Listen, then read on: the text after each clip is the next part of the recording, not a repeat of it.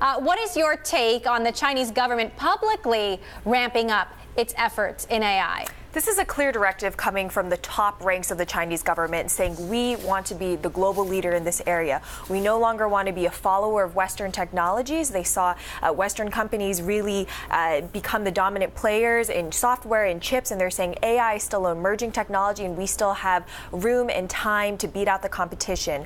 Many experts say that China is really only a step behind many of its Western competitors. So the Chinese government clearly thinks that with their partnership plans, with the investment of capital, that they still have a chance. And these are very bold ambitions. They're saying that by 2030, China will become the world's premier artificial intelligence center in the world. You know, interestingly, they specifically say this is to give China a competitive advantage, in part because of national security concerns. Does this raise alarm bells for the U.S. government? Well, the U.S. government has already there are reports that they're watching quite closely at Chinese investments in U.S. startups that are developing artificial intelligence. And also we've seen CFIUS seem to tighten their controls as well as delay some of their approvals of these deals.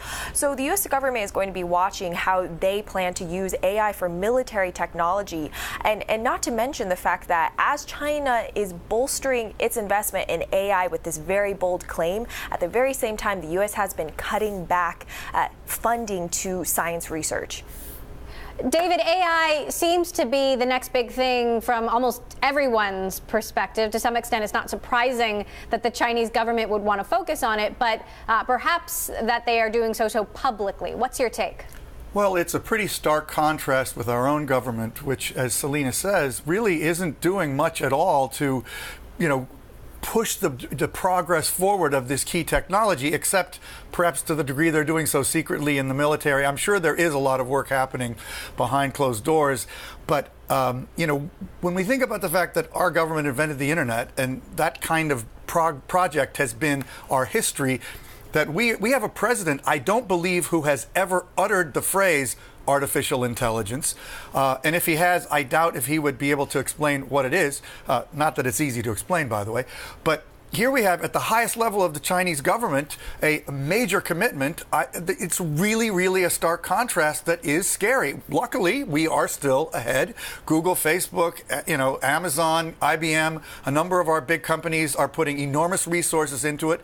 The same, though, is true in China with Alibaba, Tencent, Baidu.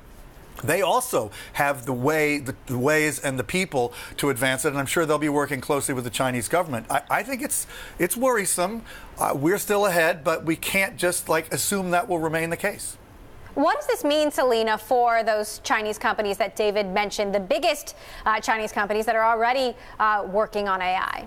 Baidu, Alibaba, and Tencent, they're rapidly trying to catch up to the Google, Facebooks, and Amazons. And with the help of the government, this is probably just going to accelerate that closing of the gap. Baidu, they've done significant work in voice recognition technology and driverless cars. They have a big research center in Silicon Valley, as well as one in China with the cooperation of Beijing. We're seeing Tencent also pour significant energy in this area, as well as Alibaba, not only to drive their core business, but we're also seeing them invest in driverless software, driverless technology. So this is really just going to be fuel for the BATs to continue to push ahead and be the leader in this field.